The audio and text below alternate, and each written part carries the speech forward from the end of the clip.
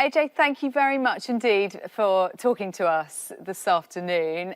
Now, I want to come on to talk about boxing in just a moment, but firstly, I want to ask you about the breaking news from last night about Tiger Woods. You cited him as your inspiration. What was your reaction when you heard the news of his car crash? I actually watched his documentary like 2 weeks ago, and what a phenomenal talent. And it just shows the importance and like how much importance he has in his industry and how much people care. So I hope he's well. I'm praying for his well wishes. And then anyone that's around him as well, I hope they can send that message to him and just say he's got so much love and support. You are finally expected to fight Tyson Fury later on this year. What's the latest? You've been teasing us on social media. Yeah. I try not to do too much teasing. It's coming close to the point where things are getting back to normal. So we're working towards a date around June. And if Tyson is serious, which I think he is, he'll know where to come and fight the boss.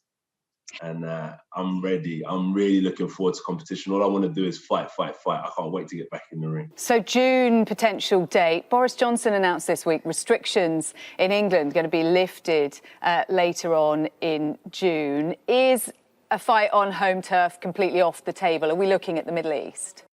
Any option. Home turf, Middle East, my back garden, your back garden, I don't mind where it is. I'm just ready to fight. I want that belt. I want to compete with Tyson Fury. So honestly, all options are open to me. And what about in front of fans? How important is it to you to have a big crowd there? It was a blessing to have 1,000 people in attendance. I fought last year, December 12th. And even though it was like 1,000 fans, it makes a big difference. So to hopefully get to 10,000, 20,000, and then the whole world being back to normal, having like 90,000 to 100,000 people in the stadium, I can't wait. I can't wait to rock the show and bring some entertainment back into people's lives. How has lockdown been for you? You're living with your mum. Are you homeschooling as well? What's it been like? You go through different transitions. 1 minute, like, it's super dad schedules, and then there's a bit more freedom. Then there's that point of, do I actually like my life? When you're sitting there after like 3 months of doing the same thing. Do I actually like my dog? You start questioning everything around you. But then you come to the realization that it's a time that we're all in together and there is an outcome to this situation. The pandemic's obviously had a huge impact on professional sports, but I wanted to ask you about grassroots sports and the impact that it's had. Amateur clubs playing a huge role in communities and shaping young lives, needed more than ever at the moment. Now it's time for like people who these kids look up to kind of take lead and try and do certain incentives to keep them motivated. So like we done a project where we went to my local school, we done like a training program for kids, we done some stuff for boxing, we helped with doing Zoom calls for some certain kids that are having problems in school, because obviously the whole transition from being at school to now Zoom calling, like my little niece, I live with her and she's got to be on a Zoom call at 7, she sleeps at 6 and wakes up at 6:59 to get on a class, and it's like keeping them motivated to keep a good discipline.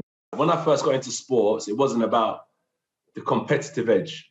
I have that anyway, like most people, but it was more about the mental health aspect where I wanted to cleanse my body, cleanse my mind, put my mind into something positive.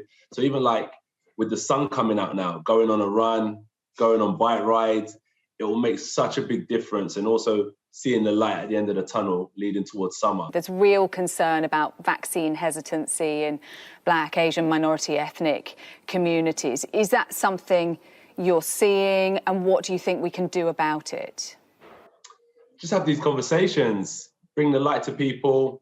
I think it's good if people who have had the vaccine discuss their experience with it, and then it will encourage people who haven't had the vaccine to understand what it takes and what the importance is of taking the vaccine as well. So I think what the main goal is, all getting out of this together and moving towards normal times. One conversation that you have taken part in, Black Lives Matter, you took part in the march in Watford last year. I wonder what you think about Wilfried Zaha saying he's no longer going to take the knee because he considers it to be degrading. Do you see where he's coming from? I feel like everyone's entitled to their view, so I have to understand where he's coming from because that's his own specific view. And I understand the people that do take the knee as well, because it's bringing awareness to a situation that people have been trying to fight for many, many years. It's just about unity, not about because this person chose one route and this person chose another, I don't appreciate or respect them. It's just about respecting people for their individual views and coming together and just understanding one another. Person who wants to take a vaccine, respect you, and person who doesn't, respect you. Come together and have a conversation, and we respect each other for our independent views. Yeah, now the IOC have said no political protests, and they consider taking the knee to be a political gesture at the upcoming Olympics. It's a global stage. It's a really powerful place to make a statement. What would you do if you were there this time around? If it was something that my teammates and all of us have made a conscious decision to do, I'll be in support of something positive like that, if I'm honest with you. If it's all for positive change, I would definitely take the knee. At this stage, the plan is they are going ahead in Tokyo. Can you see it happening? I can see the Olympics happening. I'm close to the boxing industry, and I speak to my coach, who's head of the Boxing Olympic Committee, and he says it's going to go ahead and the kids just need to kind of stay motivated. I feel like it's tough for them because they've spent a year and a little bit more not knowing what they're going to do with their careers. Do I turn professional? Do I stay amateur? The thing with boxing is that if you can stay amateur and you can conquer the amateur game, you can become one of the leading figures as an amateur, Olympic gold medal, world champion, European champion. It's like you're penciled on to go into the professional game and conquer. But they want to go there and prove how good they are. But with everything going on, they feel like time isn't on their side. You said last month you might only have 5 years left in boxing. Only 5 years left. Does it feel like a long time ahead? What would you like your legacy to be, and what else will you do? What next? My legacy would be for people not to understand what I mean today, but to grow to acknowledge some of the positive things I try to make a change. I don't really ask for much. I don't think I can do much for everyone, but if I can spread positive messages and bring a smile to people's faces, like yourself there, I can say I've done a good job.